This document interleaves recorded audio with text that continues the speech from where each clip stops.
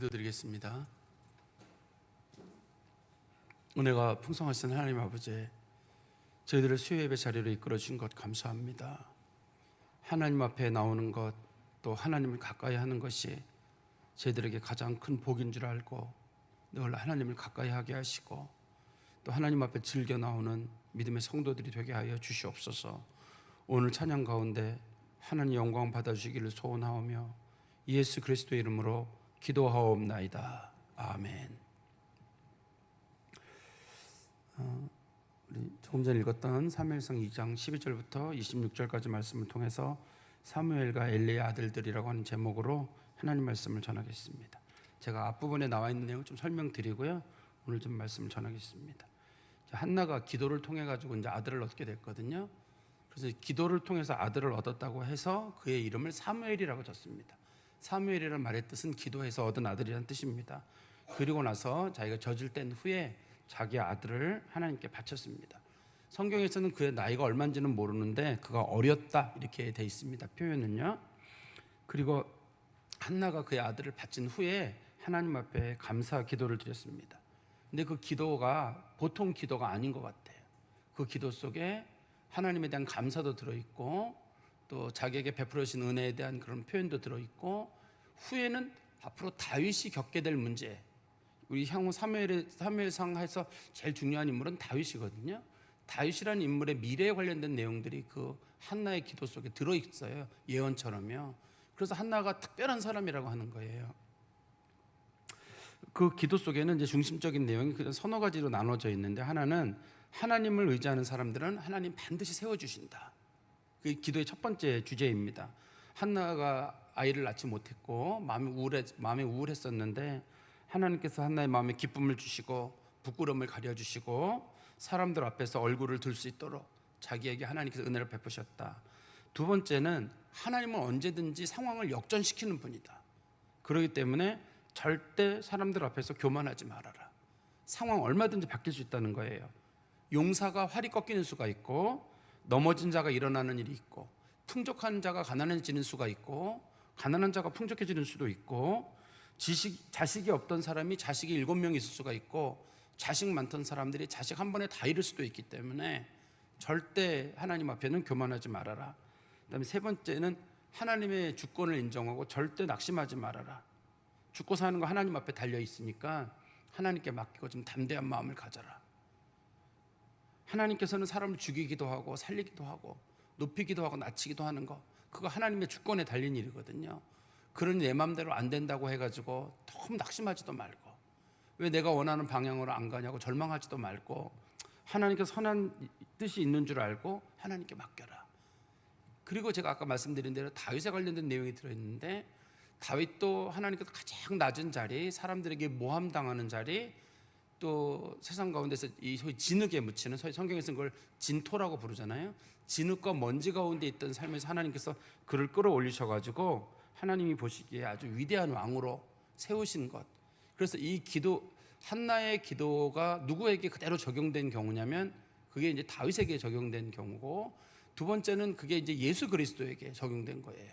기름 부은 자의 뿔을 세우신다고 했는데, 예수 그리스도가 가장 낮은 가운데 있었지만 예수님께서 겨우 가장 높은 자리까지 올라가시는 내용이 들어있습니다. 그래서 한나라고 하는 사람이 그러면 이런 기도를 어떻게 하게 됐느냐, 한나가 이런 기도를 하게 된 거는 남들이 겪지 못하는 마음고생을 많이 했거든요. 마음고생을 많이 했는데 그게 나중에 보니까 그 사람이 영적으로 아주 깊어지고, 또 다윗과 예수 그리스도의 어떤 탄생과 그들의 인생에 관한 얘기들도 기도할 수 있을 만큼 아주 깊은 사람이 되었다. 그게 이제 우리가 지난 시간에 봤던 그런 내용입니다. 이제 오늘 본문에서는 엘리의 아들들 홈니와 비나스랑 사무엘에 대한 내용이 나와요. 근데 내용을 보다 보면 분명히 홈니와 비나스의 문제는 크게 부각이 돼 있는데, 사무엘이 뭘 잘했는지를 잘 모르겠어요, 우리가 여기 내용만 놓고 봐가지고는.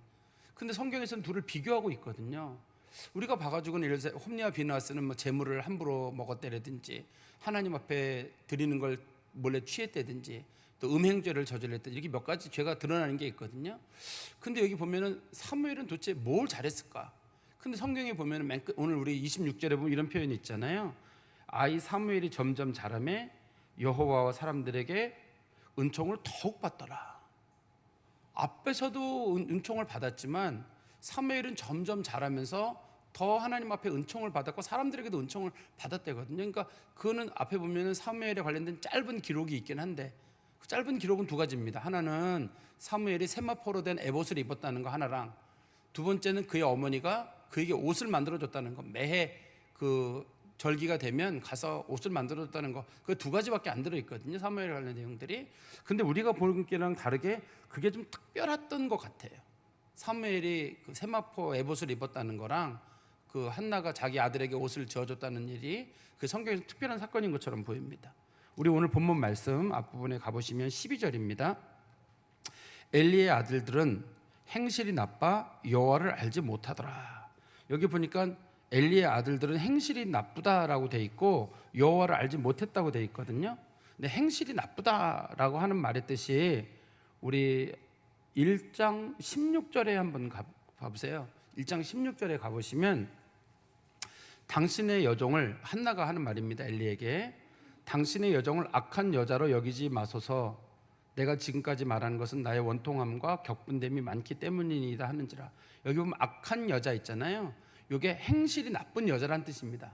이게 한나가 그 성막 안에서 이렇게 마치 술 취한 사람처럼 몇 시간 동안 입만 우물우물 거리면서 몇 시간 동안 기도하는 걸 보고 엘리가 뭐라 그랬냐면, 어떻게 이 성막에 들어와가지고 술 먹고 들어와서 기도를 할 수 있느냐, 너 아주 좀 당장 술을 끊어라, 이런 식으로 이제 얘기를 했거든요. 그거를 한나가 뭐로 받아들였냐면, 너 진짜 못된 여자구나, 이제 이렇게 받아들였어요. 이거 악한 여자란 말이. 근데 악한 여자란 말의 뜻이 우리나라 말은 악한 여자지만 이 히브리어로는 이게 벨리알의 딸들이란 뜻이에요. 벨리알의 딸들이라고 해가지고 정말 윤리적으로나 어떤 사회적으로나 정말 나쁜 여자, 큰 욕입니다. 이게 그 좀 우리식의 표현으로는 뭐 사탄의 자식이나 뭐 그쯤에 속하는 욕이에요. 큰 욕이거든요. 근데 이 본문, 오늘 본문에서 보면 엘리의 아들들이 행실이 나빠라고 할 때 이 행실이 나쁘다는 말의 뜻이 뭐로 되어 있냐면 그 벨리알의 아들들이라고 되어 있어요. 한나를 나쁜 악한 여자라고 할 때 그거는 이제 벨리알의 딸들이라는 뜻인데 벨리알의 아들들이라고 되어 있는데 이 사람이 그 하나님께서 보시기에 그 엘리의 두 아들들이 하나님 보시기에 크게 나쁜 사람이란 뜻이에요. 이 사람네들이 윤리적으로도 문제가 있고 또 종교적으로도 문제가 있고, 윤리적으로도 이제 제가 몇 가지 나오거든요. 그런데 또 한 가지는 뭐냐면 그 사람들이 하나님을 알지 못했다라고 돼 있어요. 여호와를 알지 못했다. 제사장들이거든요, 이 사람들이. 당시에 제사장은 성경에 보니까 3명이 있었어요. 당시에 대제사장 역할을 하던 사람은 엘리고 그의 아들 홈니와 비느하스가 제사장을 하고 있었습니다. 그러면 이제 세 사람이 당시에 중요 역할을 하던 사람들인데, 근데 이 제사장이 여호와를 알지 못했다. 그러면 이제 몰랐다는 말보다는 제대로 인정하지 않았다는 뜻일 거예요. 이 사람네들이 하나님을 일을 하긴 하는데 하나님 두려워하지 않는 사람들. 제사장은 하나님 말씀 잘하는 사람들이고 하나님 말씀으로 사람을 권면하는 일이에요. 당시에는 재판 업무를 누가 했냐면 주로 제사장이 하거든요. 질병에 관련된 판단을 내리는 것도 제사장이 하고 종교적인 조언을 하는 것도 제사장이 합니다, 당시에. 근데 그 사람들이 하나님을 몰랐다. 좀 전에 말씀드린 대로 몰랐다라고 하기보다는 그 사람들이 하나님을 두려워하지 않았다, 이렇게 이제 이해를 하는 게 좋을 것 같아요. 그리고 13절에 보시면 그 제사장들이 백성에게 행하는 관습은 이러하니, 이 관습은 마치 우리나라 말로 보면 관습 그러면 전통 이렇게 보기 쉬운데 좀 더 가까운 번역은 습관이에요. 관습이라는 말보다는 습관이란 말이 더 우리나라 말에 가까운 표현인데요. 습관적으로 이런 일을 한 거예요. 한두 번 이런 일을 한 게 아니라 습관적으로 계속적으로 이 사람들이 그런 일을 했는데, 어떤 일을 했냐면 한번 보십시오. 13절에 보시면 곧 어떤 사람이 제사를 드리려고 고기를 삶을 때 제사장의 사환이 손에 3살 갈고리를 가지고 와서 그것으로 냄비에나 솥에나 큰 솥에나 가마에 찔러 넣어 갈고리에 걸려 나오는 것은 제사장이 자기의 것으로 가지되 실로에서 그곳에 온 모든 이스라엘 사람에게 이같이 할 뿐 아니라, 첫 번째가 뭐를 했냐면 사람들이 하나님 앞에 감사 제물을 드리고 난 다음에 일반적으로 이제 우리 뭐 속죄제나 뭐 속건제나 번제 이런 건 다 태워버리고 끝납니다. 다 끝나는데 감사제만은 기름만 하나님께 태워드리고 나머지 고기는 먹게 돼 있어요. 이게 원칙적으로. 그런데 사람들이 고기를, 우리 생각 같은 고기를 이스라엘 백성들이 양고기를 먹었다 그럼 우리는 구워 먹었을 것 같잖아요. 성경에서는 사람들이 고기를 구워 먹지 못하게 돼 있어요. 고기를 구워 먹는 건 하나님이 드시는 방법이에요. 하나님 앞에 태워드리는 방법이기 때문에 당시에는 고기는 삶아 먹게 돼 있어요. 그래서 고기를 삶아 먹게 돼 있으니까 사람들이 고기를 삶아 먹는데, 여기 보면 그 그릇의 종류가 4가지가 나오죠. 한번 보세요. 4가지가 나오는데, 하나는 냄비, 조그만 그릇이란 뜻이에요. 조그만 솥. 두 번째는 솥, 냄비보다는 큰 거. 그 다음에 솥보다 큰 거는 큰 솥, 더 큰 것은 가마. 이게 이제 4가지 그릇의 종류란 말이에요. 그러니까 이제 뭐 소를 바쳤다 그러면은 소를 조그만 냄비에 넣을 수는 없는 거 아니에요. 그건 큰 가마가 필요했을 거고, 양이나 염소나 뭐 이런 게 할 때는 조그만 그릇에 넣어서 했을 거고. 그런데 사람들이 이 양이나 소나 이런 짐승들을 하나님 앞에 바칠 때, 자신들이 그 가지고 있는 그 음식을 하나님께 바칠 때, 이거 그냥 내가 하나님께 감사하니까 크게 바쳐야 되겠다, 이렇게 크게 바치면 안 됩니다. 이게 예를 들어서 내가 재산이 너무너무 많아요. 내가 하나님 앞에 감사 제물로 소를 100마리 바쳐야 되겠다. 100마리를 바칠 수는 있어요. 그러면 이제 100마리를 이틀 내로 먹어야 되거든요. 이걸 이틀 내로 안 먹으면 그 사람이 벌을 받게 돼 있어요. 이게 하나님이 왜 그렇게 해놓으셨냐면, 감사제는 감사는 혼자 하는 게 아니라 옆 사람하고 함께 감사해야 감사라는 뜻이에요. 혼자 감사는 감사가 안 돼요. 이게 그래서 주변 사람들하고 다 같이 감사를 나눠야 되기 때문에 제물을 드리려면 먹을 만큼만 바쳐야 돼요. 많이 바치려면 주변에 있는 사람들을 끌어모아 가지고, 야 너도 이번에 와서 먹어 해가지고 여러 사람들이 모여가지고 나눠 먹어야 되는데, 자기가 생각하기를 아이 뭐 이번엔 내가 바치고 나서 좀 남겨두겠다. 남기면 감사제가 저주의 제사가 되는 거예요. 하나님께서는 이스라엘 백성들에게 감사제, 성경에 쓰는 걸 화목제라 그러거든요. 하나님 앞에 바칠 때에는 적당한 양만 바치게 돼 있기 때문에 사람들마다 자기가 잡은 사이즈대로, 어떤 거는 냄비에, 어떤 것은 솥에, 큰 솥에, 가마에, 이런 식으로 이제 바치게 돼 있었거든요. 그런데 이제 그거를 제사장이 어떻게 했냐면, 제사장의 사환을 보내 가지고 3살 갈고리, 그 갈고리 3개로 나눠져 있는 거, 손이 3개로 나눠져 있는 걸 가지고 찔러 가지고 가져가도록 그렇게 하는 거예요. 이때 시대가 그 성경 그 사무엘상이 기록된 시대가 우리나라 역사 시대로 청동기 시대예요. 청동기 시대입니다. 그래서 당시에 요 유물들이 발견이 되거든요. 그러면 청동기로 된, 우리나라 왜 고조선 관련된 거 보면은 청동 뭐 단유 무슨 뭐 거울 그다음에 뭐 이렇게 청동 칼 뭐 이런 거 나오잖아요. 아마 그 비슷한 시대인지 모르겠어요. 이때 청동기 시대거든요. 그래서 그 3살로 된 갈고리를 가지고 찔러 가지고 음식을 가져가게 돼 있었습니다. 그걸 가져갔단 말이에요. 성경은 이게 큰 죄라고 돼 있어요. 근데 제사장이 왜 이거를 이렇게 찔러서 먹으면 안 되냐면, 제사장이 먹는 부위가 정해져 있어요. 성경에는. 우리 한번 성경 말씀 보시겠어요? 제사장은 무조건 다 찔러 먹는 게 아니라 적는 부위가 정해져 있는데, 레위기 7장 30절부터 33절입니다. 레위기 7장 30절에 33절. 여호와의 화제물은 그 사람이 자기 손으로 가져올 것이니 곧 그 제물의 기름과 가슴을 가져올 것이요, 제사장은 그 가슴을 여호와 앞에 흔들어 요제를 삼고 그 기름은 제단 위에 불사를 것이며 가슴은 아론과 그의 자손에게 돌릴 것이며. 그러니까 양이나 소나 염소를 잡을 때 가슴살 있잖아요. 가슴살, 소위 우리가 퍽퍽한 살이라고 불려지는 그 부분은 제사장에게 주게 돼 있고, 그리고 또 너희는 화목제물의 오른쪽 뒷다리, 그러니까 소나 양과 염소의 오른쪽 뒷다리로 정해져 있어요.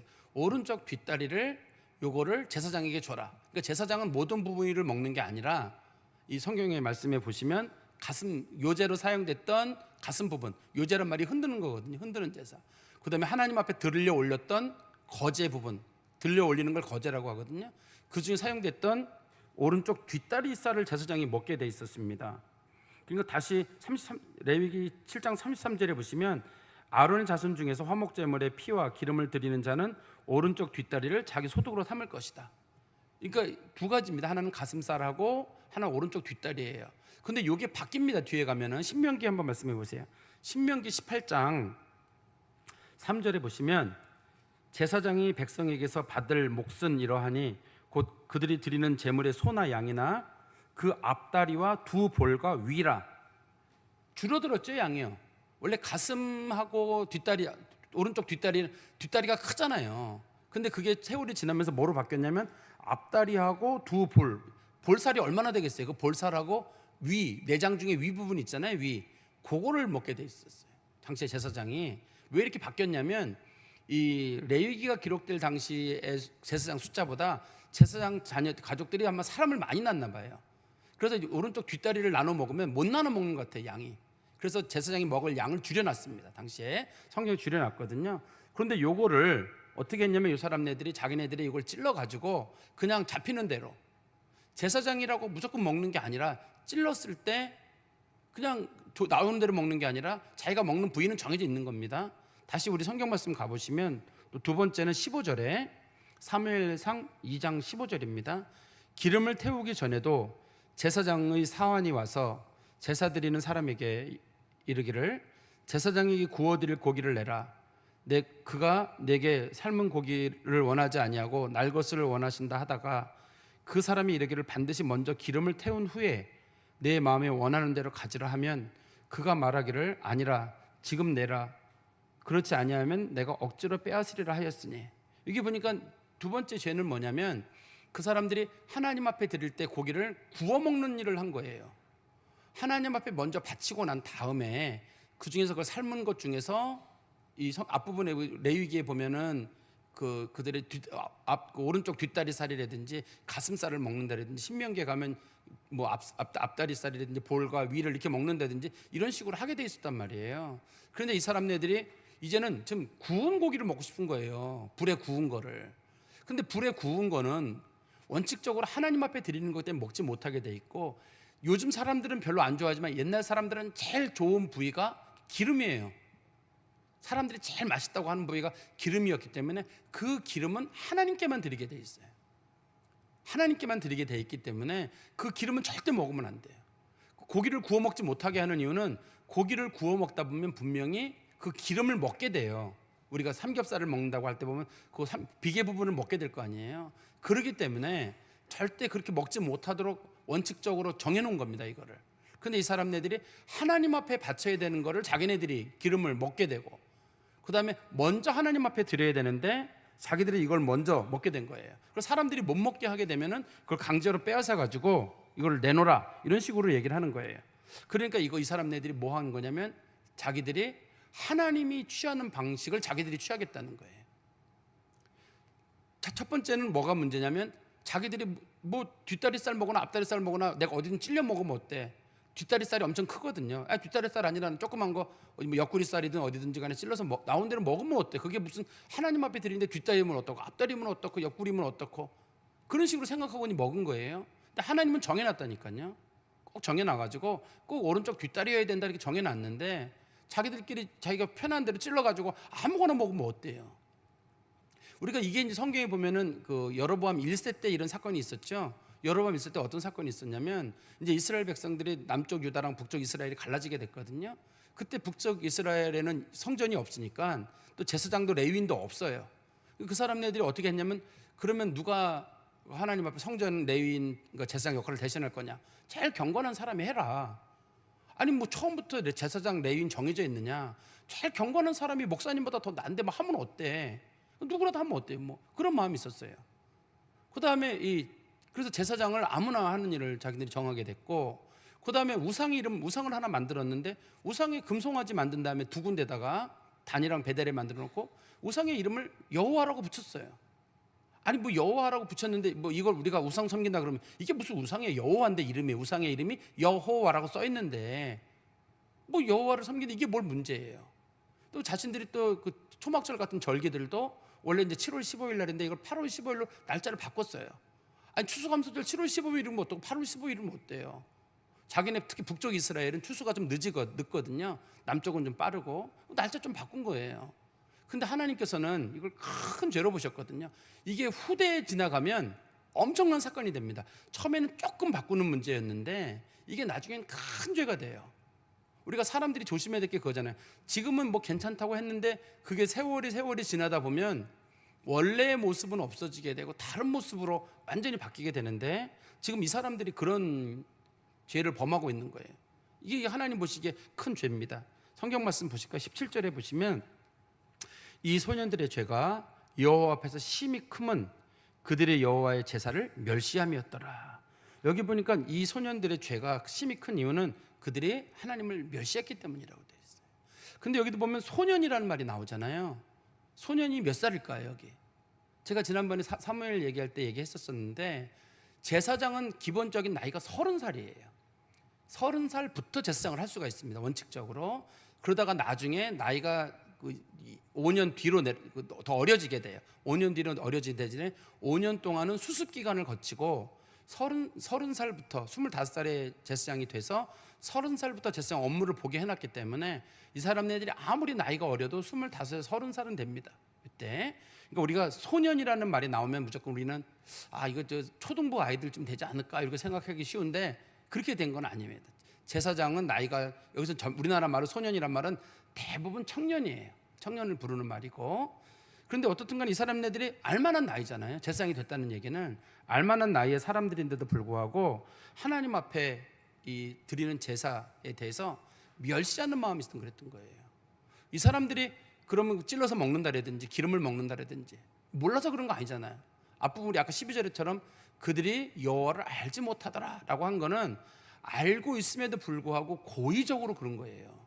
이 사람들 모르는 사람 아닙니다. 충분히 알만한 사람들인데도 그런 일을 한 거거든요.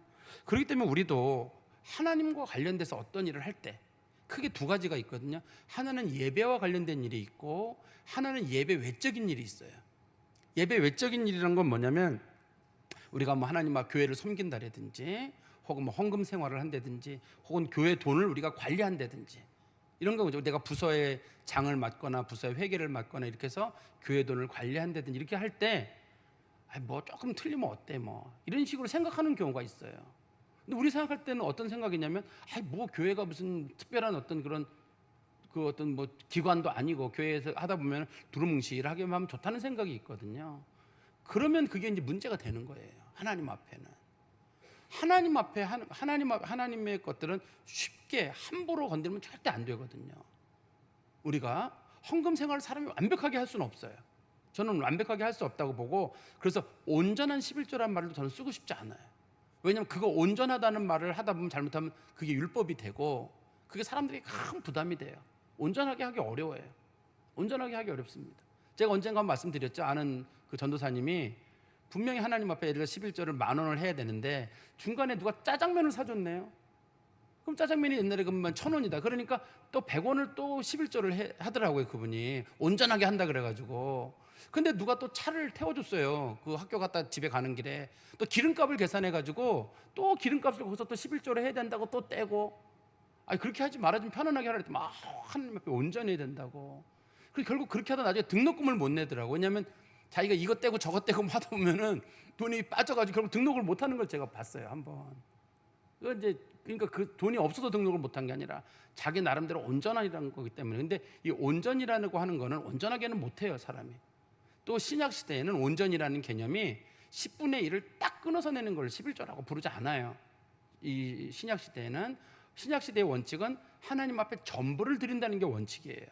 단 우리가 생활을 하고 그래야 되니까 우리가 최소로 10분의 1을 정하고 또 우리들의 삶의 그 여유의 대로 우리가 하나님께 바치는 이렇게 해서 11조의 현대 신약 시대의 11조는 감사 예물과 같은 그런 형태를 띠게 되거든요. 그래서 10분의 1을 딱 드린 사람이 나는 온전하다고 자랑할 것도 없고 또 내가 어떤 사람 못 드렸다고 막 그 때문에 죄책감에 시달릴 것도 없고 하나님 앞에 늘 감사하는 마음으로 드리고 의당 전부를 드려야 되는데 내가 작은 부분을 드린다. 이런 제가 우리 헌금 기도할 때마다 하잖아요. 그게 이제 헌금의 기본이거든요. 또 교회 봉사도 마찬가지예요. 뭐 내가 꼭 굳이 해야 되나? 뭐 누가 하면 어때? 이런 식으로 해가지고 우리가 하나님 앞에 하는 일에 있어 조금씩 내가 이제 하는데 그 사람이 정말 하나님을 존중하고 하나님의 교회를 소중히 여긴다면 뭐 어때? 이런 말을 쉽게 쓸 수 있을까요? 그런 말을 쉽게 쓴다는 거는 뭐 교회에 관련된 것들은 뭐 그럴 수도 있고 저럴 수도 있지. 이런 식으로 받아들이기 때문에 그런 일이 생기는 거거든요. 근데 이게 사람 앞에서 하는 게 아니라 하나님 앞에서 하는 거기 때문에 할 수만 있으면 정성껏 작은 것 하나라도 정성껏 봉사도 정성껏 우리가 기회 주어지는 대로 정성껏 이렇게 하는 게 참 제가 볼 때는 하나님 앞에 값진 일이라고 생각을 합니다. 그리고 하나님 앞에 예배 드리는 행위도 마찬가지예요. 하나님 앞에 예배 드릴 때도 온전한 마음으로 하나님 앞에 예배를 드리고, 이 예배가 온전한 예배라고 하는 건 시간에 여기 앉아가지고 떠졸지 않고 뭐 이렇게 한다는 건 많은 얘기하는 게 아닙니다. 온전하다고 하는 거는 내가 어떻든 시간을 잘 내서 시간의 우선순위를 하나님 섬기는 걸 우선순위로 정하고, 그리고 와서 예배 잘 드리고 또 그 말씀대로 살려고 애를 쓰고 하는 거, 이런 것도 우리가 예배 행위라고 하잖아요. 그런데 이 예배가 또 요즘 시대에 멸시를 받고 있잖아요. 사람들이 뭐 예배 한두 번 빠지면 어때요? 그거 뭐 예배도 다 온전히 드리나요? 아니 뭐 굳이 주일날 오전만 드렸으면 됐지 오후까지 뭐 그렇게 할 필요가 있고, 수요 예배고 뭐. 옛날 분들이 이렇게 예배를 많이 정해놓은 이유는 성도들이 그렇게 예배가 많아지면 죄를 덜 져요. 예배가 많잖아요. 죄를 덜 짓게 됩니다. 늘 자기 자신을 돌아보게 되고, 예배 드리러 올 때는 하나님 앞에 회개하는 심령으로 늘 나오기 때문에 예배가 제가 언젠가 말씀드렸죠. 그 사람이 신앙 좋은지 안 좋은지 어떻게 하냐면, 예배를 열심히 사모하는 마음이 저는 예배 드리는 거라 그 사람의 신앙의 척도라고 생각해요. 근데 어떤 분이 그러시더라고요. 신앙 좋은 사람들 예배 많이 나오지 마세요. 주일날 한 번만 나오면 됩니다. 그러지 마시고 세상 가운데서 봉사하세요. 그러시더라고요. 그분의 의도는 예배만 드리고 세상에서의 봉사가 떨어질까 봐 그 말씀을 하신 것 같은데요. 저는 아무튼 성도들이 예배에 꾸준히 참석하시는 분들이 어쨌든 지나고 나보면 하나님 앞에 제일 좋아요. 졸든 자든 어쨌든 하나님 앞에 나오는 그 발걸음이, 전 그게 예배라고 생각하거든요.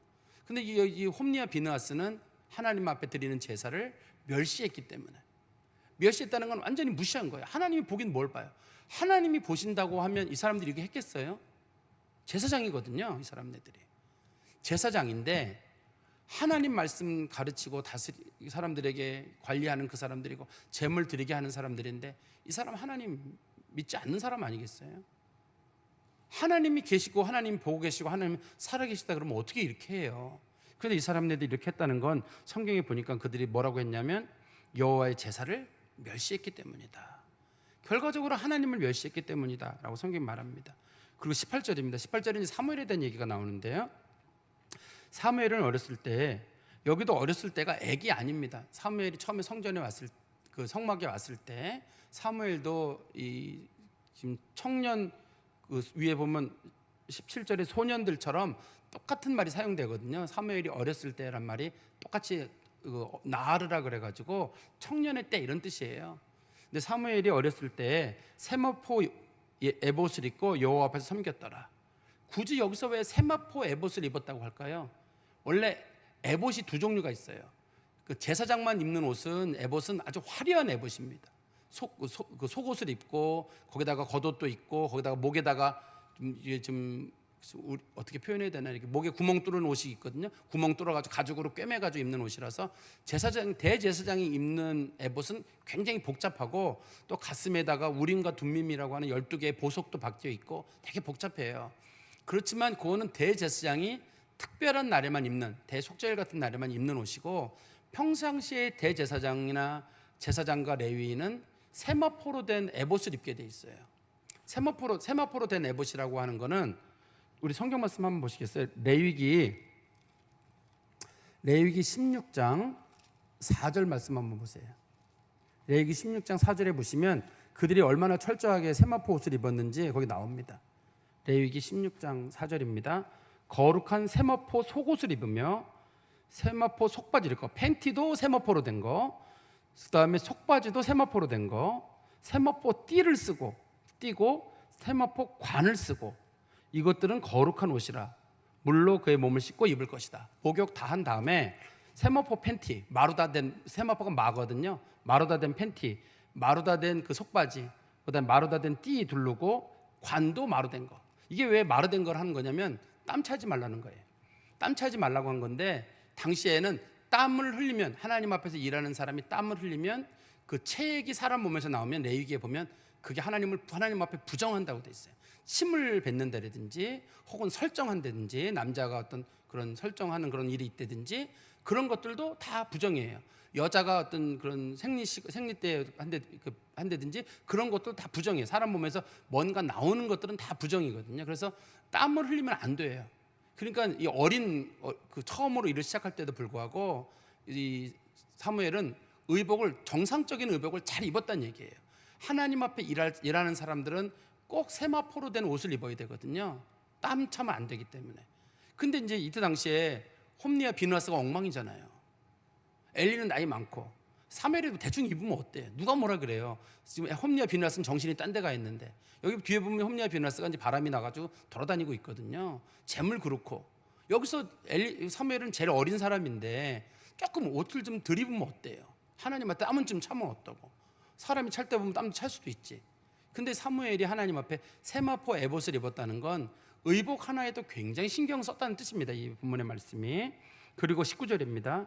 그의 어머니가 매년 드리는 제사를 드리러 그의 남편과 함께 올라갈 때마다 작은 겉옷을 지어다가 그에게 주었더니, 그 다음에 어머니가 그 아들이 입을, 이거는 이제 업무를 볼 때 입는 옷은 세마포 에봇이고 일상적으로도 옷을 입어야 될 거 아니에요. 성막 바깥으로 나올 경우에 그거는 이제 어머니가 아들에게 지어다 줬어요. 지금은 옷을 살 수 있지만 옛날에는 옷을 못 사요. 옷이 팔질 않아요. 옛날에는 옷은 누가 만드냐면 주로 부인들이나 어머니가 옷을 만들어 가지고 옷을 만들어 있거든요. 우리가 요즘처럼 우리가 말하는 이런 마로 다진 천이라든지 이런 거 언제 사람들이 처음 입었을까요? 제가 옛날에 역사책에서 배웠던 기억이 나는데 신석기 시대부터 사람들이 옷을 만들어 입었다고 하네요. 신석기 시대부터. 그래서 씨줄, 날줄 이렇게 해가지고 옷을 입었는데, 근데 이 사무엘이 옷을 하나님 일을 열심히 하기 때문에 옷을 남자기 때문에 만들 수도 없고 자기가 결혼도 안 했고, 그러니까 일을 열심히 하다 보면 잘못하면 옷이 너무 흉하고 그렇게 될까봐 어머니가 아들에게 옷을 정기적으로 때만 되면 아들 옷을 갖다 줬는데, 여기 보면 매년 드리는 제사가 1년에 한 번을 얘기하는 것만은 아닙니다. 이 절기가 이스라엘 백성들이 지키는 3번의 절기가 있고 가족들이 지키는 감사 절기가 있거든요. 그 사무엘상에 보면은 그 4번 정도를 올라와 가지고 하나님 앞에 올라올 때마다 자기 아들 옷을 주니까 사람들이 그랬을 거예요. 아주 사무엘은 참 이렇게 누가 돌보는 사람 없는데 의관을 항상 단정하게 입고 또 자기 옷 만드는 시간 쓰지 않고 그냥 오로지 하나님이 이렇게 쓰는구나. 또 그의 어머니도 아들을 하나님께 바쳐놓고 끝난 게 아니잖아요. 하나님께 바쳤다 그러면 우리는 이제 어머니랑 아들은 딱 끝났다 이게 아니라 어머니가 바쳤지만 책임은 지잖아요. 지금 뒤에서 아들 옷 관련된 거. 음식은 거기서 이제 어차피 그 레위인들이 음식 나눠 먹거든요. 백성들이 내는 11조가 제사장이나 레위인의 그러니까 백성이 내는 11조가 레위인의 음식이에요. 그리고 레위인이 내는 11조가 제사장의 음식이 되기 때문에 음식은 되는데 옷은 주지 못하게 돼 있거든요. 당시에 옷이 없어요. 그러니까 옷은 어머니가 만들어 줬는데요. 요 2가지, 그러니까 그 사무엘이 베로다 된 옷을 입는 거랑 그다음에 애가 반듯한 거예요. 그게 엘리가 봤을 때. 그리고 그의 어머니가 아들에게 최선을 다하는 모습, 그거를 보고 엘리가 감동을 받습니다. 20절 말씀해 보세요.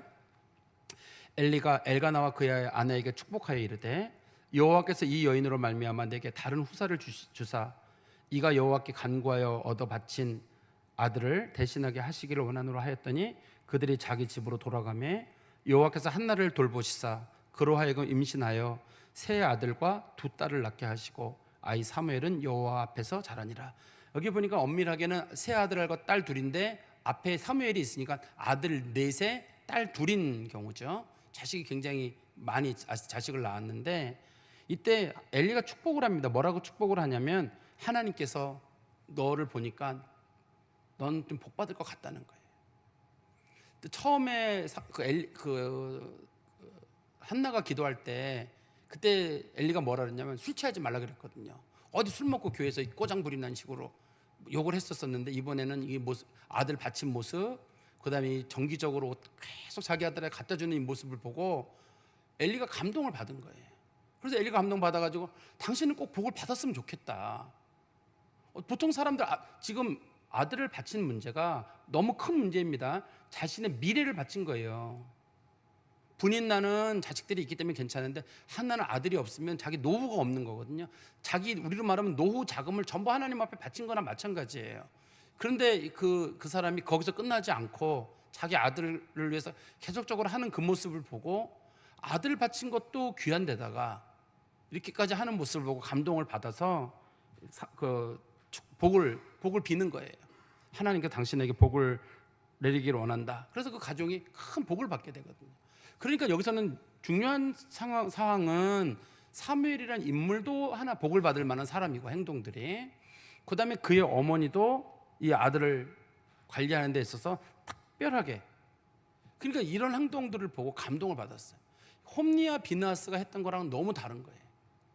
홈리와 비느하스는 결혼했거든요. 이때 이미 결혼을 한 상태였는데, 결혼했음에도 불구하고 이 사람네들은 하나님 앞에 제대로 하지 못하는 거에 비하면 사무엘과 그 한나가 다른 모습을 보였습니다. 우리 22절입니다.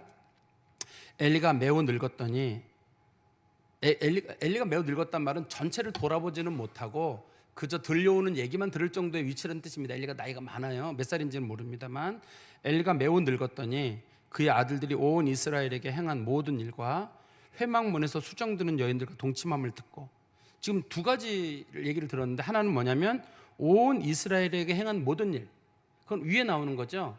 위에 나오는 건 뭐냐면 그 하나님 앞에 그 화목제를 드린 다음에 삶은 고기를 먹을 때 그들이 원칙적으로는 오른쪽 뒷다리랑 그다음에 가슴살만 먹는다든지, 또 신명기에 가가지고는 앞다리랑 볼이랑 위만 먹게 돼 있는데, 이 사람들이 아무거나 찔러 먹은 거, 그다음에 하나님 앞에 기름 바쳐야 되는데 기름을 자기들이 취하고 하나님 앞에는 저 삶은 고기만 먹게 돼 있는데, 자기는 마치 특별한 사람인 것처럼 고기를 구워 먹은 거, 날고기를 가져다가 고기를 구워 먹은 거, 이거 하나님 앞에 안 되는 일이거든요.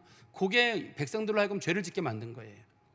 원래 제사장은 장례가 나도 못 가요. 원칙적으로 장례가 나도 못 가는데, 장례가 나서 제사장이 갔다 그러면 제사장이 부정하게 되면 그 제물을 드리는 사람 전부가 부정해져서 그래요.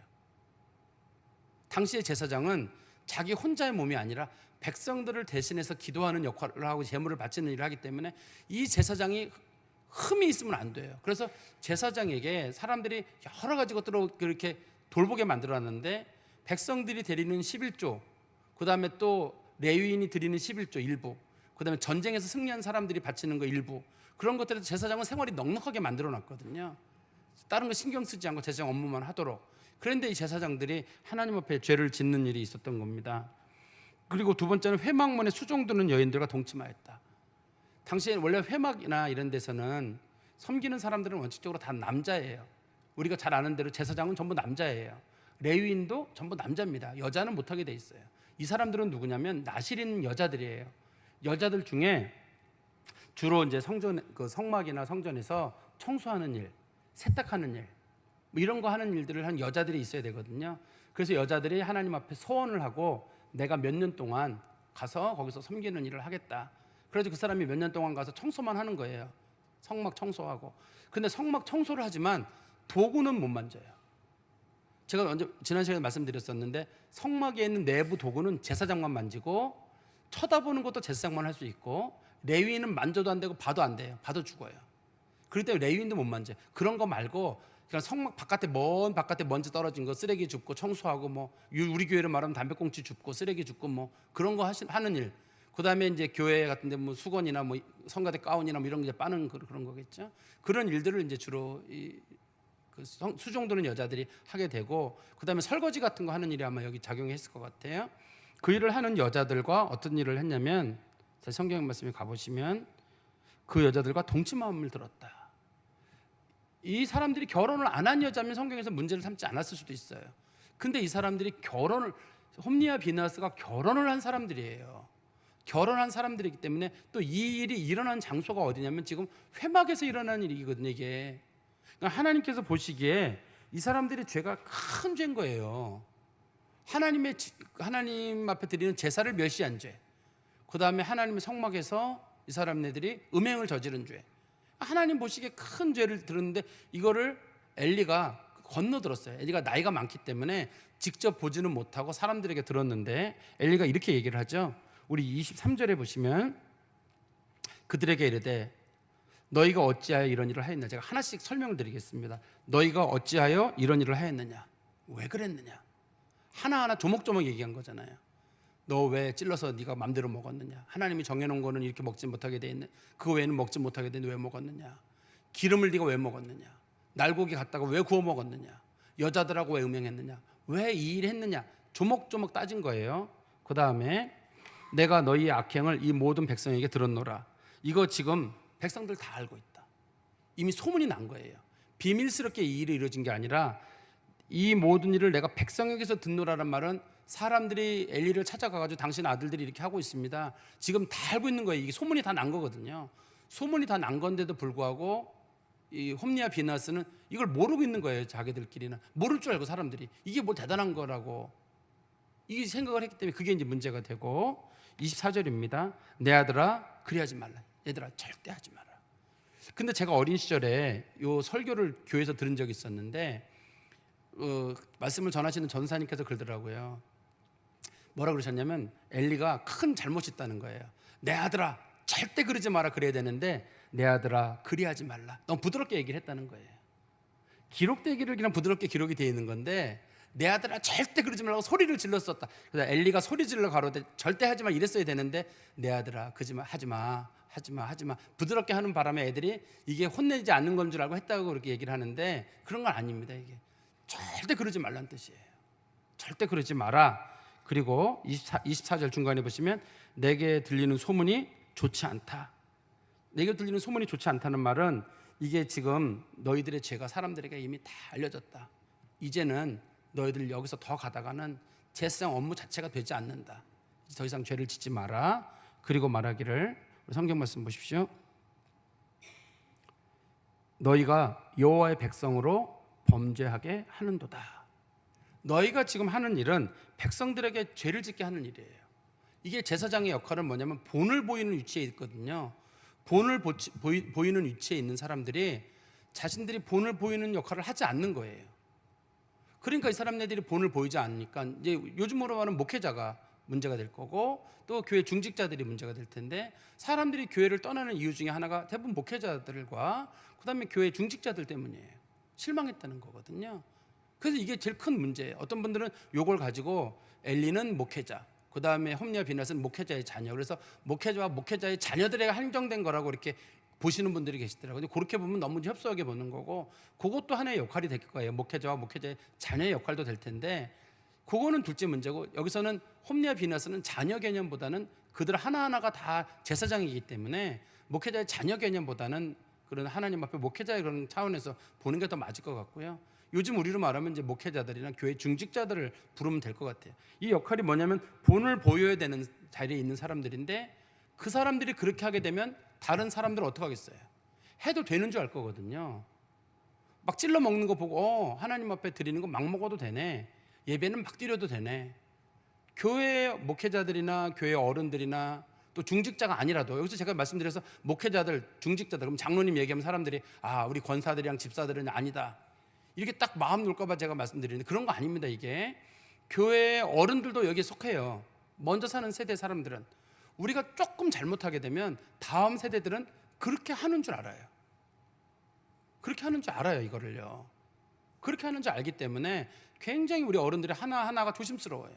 우리가 예를 들어서 이렇게 집에서 들러 앉아가지고 난 우리 목사님 참 생긴 것도 그렇고 이제 이렇게 얘기를 했어요. 집에서 인물이 좋은 편입니다. 그런데 이제 집에서 얘기하기를 뭐 생긴 것들이 얘기를 했어요.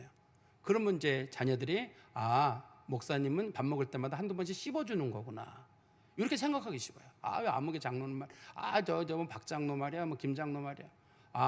장로님은 뒤에 님자 붙이는 게 아니라 밥 먹을 뒤에서는 장로라고 부르고 앞에 가서는 머리 숙이는 거구나. 이런 식으로 배우지 않겠어요, 사람들이? 그래서 제가 언젠가 한번 말씀드리기를 그 스마트폰 같은 저 같은 경우는 제가 이제 우리 장로님들 이름이나 집사님들 이름이나 다 님자를 붙였어요. 님자 안 붙인 애들은 우리 집 애들이랑 아주 친한 애들, 젊은 친구들 몇 명. 그 이제 이름 님자 안 붙이고 한 사람들은 가깝다는 뜻이에요. 그런데 어떻든 간에 웬만한 사람들은 다 님자를 붙였어요. 왜냐하면 누가 제 핸드폰을 봤는데 자기 이름에 예를 들어 우리 장로님 있으면 최장로 이렇게 돼 있으면 그거랑 최장로님하고 이름 붙이는 게 다를 거거든요. 제가 언젠가 어떤 우리 교회 그만두신 전사님 핸드폰을 봤는데 제 이름이 신목이더라고요. 원로 목사님이 권목 이렇게 돼 있더라고요. 그 다음에 집사람이 심사, 그 다음에 권 목사님 사모님이 권사 이렇게 돼 있더라고요. 이게 도대체 이게 그래서 제가 이게 뭐예요? 그랬더니 제가 글자 쓰는 게 너무 느려가지고 간단하게 써놨다는 거예요. 글쎄 그게 이제 심사랑 이렇게 신목이랑 이렇게 하는 거는 제가 볼 때는 좀 아닌 것 같은데요. 근데 우리가 그런 행동들을 하게 되면 그 자녀들이 그걸 배울 수 있기 때문에 굳이 목회자뿐만이 아니라도 어른들에 대해서도 뒤에서 말 하나 안 해. 이게 지금 홈리와 비너스가 문제는 그런 거고, 백성들로 하여금 죄를 짓게 한다는 거는 본을 보여야 되는 사람들이, 책임 있는 위치에 있는 사람들이 왜 그랬냐는 거예요. 너희들 때문에 앞으로 예배가 어떻게 되겠냐는 거예요. 결과적으로는 이 홈리와 비너스를 중심으로 해서 떠나는 시점으로 해가지고 실로가 거름더미가 됩니다. 성경에서 거름더미란 말은 화장실이 됐다는 뜻이에요. 블레셋 사람들이 여기를 나중에 화장실로 만들어버려요. 성전이. 이 사람네들이 이걸 얕잡아 봤더니만 이게 나중에 그렇게 실로가 그렇게 무너지게 되고 사무엘은 돌아다니게 됩니다. 사무엘은 실로에 머물지 못하고 사무엘은 라마나 이런 곳을 돌아다니게 되거든요. 그러니까 다윗이 나중에 성전 지으려고 하고 하는 이유 중에 하나는 법궤가 있을 데가 없으니까요. 그래서 다윗이 나중에 그 법궤를 둘 수 있는 성전을 지은다고 하니까 하나님께서 너무 대견하다는 거예요. 어떻게 그런 생각을 했느냐. 그래서 다윗에게 네가 내 집을 세운다고 하느냐, 내가 내 집을 세우리라, 내 가문을 영원히 세우리라고 하나님 약속하시는 일이 있거든요. 어떻든 간에 지금 이 문제가 된 것은 본을 보여야 되는 위치에 있는 사람들이 본을 보이지 않은 문제. 25절입니다. 사람이 사람에게 범죄하면 하나님이 심판하시려니와. 사람끼리 다퉜을 때, 시시비비가 가릴 때는 누가 잘했는지 몰라요. 양쪽 다 들어봐야 돼요. 이 사람은 자기가 옳다 그러는데 이 사람이 이 사람 옳다 그러면 얘기를 들어보고 하나님께서 네가 옳다, 네가 옳지 않다 이렇게 판단 내리면 돼요. 그렇지만 만일 사람이 여호와께 범죄하면 누가 그를 위하여 간구하겠느냐. 하나님께 범죄를 지은 거는 시시비비를 가릴 수가 없잖아요. 하나님께 한 건데 사람들에게 한 거는 내가 의도적으로 하지 않은 일도 있을 수 있고 억울한 일도 얼마든지 있을 수 있어요. 사람들이 저 사람 죄인이야 그랬는데 나중에 재판해 보면 무죄인 경우도 많아요. 그리고 피해자가 가해자인 경우도 있고 가해자가 피해자인 경우도 있어요. 그거는 하나님이 선악간에 심판하실 일이에요. 그래서 사람들 간에 있는 일에 대해서는 누가 잘했다 못했다를 판단 내리기가 어려워요. 그건 하나님의 공의에 맡겨둬야 될 일이거든요. 그렇지만 하나님한테 하는 일은, 하나님 앞에 예배를 드리는 일이라든지 하나님을 섬기는 일이라든지 하나님 앞에 하는 말들은 이거는 빼도 박도 못한다는 거예요. 이거는 무슨 핑계를 대냐는 거예요. 하나님 앞에인데 이거는 누가 중재에 쓰고 옳고 그름을 따질 일이 어떻게 그게 가능하냐는 거예요. 옳고 그름을 따질 필요도 없는 거잖아요. 하나님 앞에 하는 일이기 때문에. 그런데 성경은 뭐라고 되어 있냐면 25절 끝부분입니다. 그들이 자기 아버지의 말을 듣지 아니하였으니 이는 여호와께서 그들을 죽이기로 뜻하셨습니다. 근데 홈리와 비너스가 아버지가 그렇게 얘기를 했는데 홈리와 비너스가 그 얘기를 듣지를 않아요. 성경은 뭐라고 말하냐면 그 사람들이 하나님 앞에 죽기로 돼 있었기 때문에, 하나님께서 그들을 죽이기로 하셨기 때문에 그 사람들이 아버지 말을 거부한 거예요. 아버지가 얘기하니까 아버지 나이 들어가지고 딴소리 하지 마세요. 아버지 세대랑 우리 세대랑 달라요. 아버지가 나이가 매우 많다고 돼 있잖아요. 아버지 잘못 들었어요. 아버지 약간 치매가 왔나 본데 그거 아니에요. 아버지 그거 아닙니다. 그리고 소문 잘못 난 거예요. 근데 아버지가 이거 다 확인했을 거거든요. 제사장이기 때문에 일일이 당시에 제사장은 법관의 역할도 동시에 했기 때문에 정확한 판단을 내리는 사람들이에요. 그런데 이 사람이 잘못된 정보를 한다 그런 건 아니에요. 그런데 아들들이 아버지 나이를 핑계 삼고 또 자기들이 2명이고 아버지는 1명이고 몰아세워가지고 성경에 보니까 뭐라고 되어 있냐면 그들이 이 말을 듣지 않았다. 거부했다는 말이잖아요. 거부하고 고치지 않았는데 성경에 보니까 하나님께서 그들을 죽이기로 하셨기 때문에. 그래서 하나님이 죽이기로 한 사람들은 하나님의 말씀을 듣지 않아요. 우리 그 다음에 성경 말씀 보시면 26절입니다. 아이 사무엘이 점점 자라매 여호와 사람들에게 은총을 더욱 받더라. 사무엘은 점점 사랑을 받아가고 홈리와 비느하스는 점점 버림을 받아가고. 근데 사무엘은 제사장이 아니거든요. 엄밀하게 레위인입니다. 제사장 제도가 서서히 무너져 가게 되고 하나님께서 새로운 세대를 지금 만들어가는 거거든요. 하나님의 마음에 합한 사람 누군가 찾다가 찾은 사람이 다윗이에요. 나중에 다윗은 왕이거든요. 왕이지만 제사장이 해야 될 역할을 다윗이 하게 되고, 다윗도 하나님 앞에 일할 때는 에봇을 입었다고 돼 있어요. 다윗이 자기가 제사장이 아님에도 불구하고 항상 베로가 된 에봇을 입고 하나님 앞에 있었다. 다윗이 그렇게 설명하고 있거든요. 말씀드리면 엘리의 아들들이 하나님 말씀을 거부한 경우, 이런 경우는 하나님 앞에 용서받지 못할 죄를 저질렀기 때문에 그래요. 이게 제가 용서받지 못할 죄가 뭐냐, 성경에 이거 소위 용서받지 못할 죄에 대한 거에 대해서 여러 가지 논의가 있습니다. 옛날 사람들은 용서받지 못할 죄를 기독교 초기에는 음행이라든지 배교라든지 어떤 사람이 음행을 저질렀거나 아니면 그 로마 사람들이나 유대인들 앞에서 박해를 받을 때 나 예수 모릅니다. 그러면 그거는 용서받지 못하는 죄다 이렇게 보시는 분들이 있었어요. 그리고 세월이 좀 지난 다음에 음행의 죄는 빠지고 주로 이제 하나님 모른다고 부인하는 거 그거를 이제 용서받지 못할 죄 항목으로 많이 봤었거든요. 그리고 또뭐 세월이 지난 다음에는 로마 가톨릭 경우는 이제 개신교 예배에 참석하거나 개신교 성경책을 보는 거 그것도 7종죄에 속해요. 하나님 앞에 큰 죄에 속합니다. 그게 우리는 가톨릭 교회에도 가고 예배 드리잖아요. 근데 가톨릭의 7종죄라고 불려지는 용서받기 어려운 큰 죄들이 있어요. 거기에 그게 들어있어요. 개신교 예배에 참석하거나 개신교 성경책을 보는 행위들 들어있는데 일단은 주로 사람들이 얘기하는 용서받지 못할 죄는 주로 배교 문제라든지 음행의 문제가 주요 대상이었어요. 근데 여기서 말하는 그 용서받지 못할 죄는 그런 걸 말하는 게 아니라 죄를 지은 사람의 마음의 상태를 말하는 거예요. 사람이 죄를 저지를 수 있어요. 살인도 사람이 저지를 수 있고 하나님 모른다고 할 수도 있어요. 우리가 잘 아는 대로 베드로도 예수님 3번 부인했거든요. 그렇다고 베드로 지옥 간 거 아니에요. 그렇지만 가룟 유다 같은 경우는 지옥에 갔어요. 누구는 똑같이 부인을 하고도 예수님 앞에 용서받아 제자가 된 사람이 있고 누구는 용서받고 자살해서 끝나는 사람이 있고 또 어떤 사람들은 자살을 용서받지 못할 죄라는데 그건 또 성경의 죄 항목에 들어있지는 않아요. 그렇게 현대인들이 집어넣은 항목입니다. 자살은 용서받지 못할 죄이기 때문에 그거는 지옥 간다 이렇게 보시는 분도 계신데 그것도 성경적으로는 맞진 않아요. 왜 자살하면 천국에 못 가냐 했더만 자살하면 회개할 기회가 없다는데 회개할 기회는 어떤 죄를 저도 회개하기 쉽지 않아요. 우리가 회개는 다 못하고 죽거든요. 일반적으로. 그런데 어떻든 간에 이 용서받지 못할 죄는 주로 어떤 거냐면 그 사람이 자기 마음을 아주 강팍하게 하고 분명히 잘못됐음에도 불구하고 인정을 하지 않는 거예요. 여기 지금 아버지가 일일이 제 항목을 나열하잖아요. 이러고 소문 다 들었고 했으니 또 하나님 앞에 회개해라. 잘못했다. 지금이라도 고치면 된다 그러는데 이 사람네들이 거부하는 거거든요. 이런 게 성경에서 말하는 용서받지 못할 죄예요.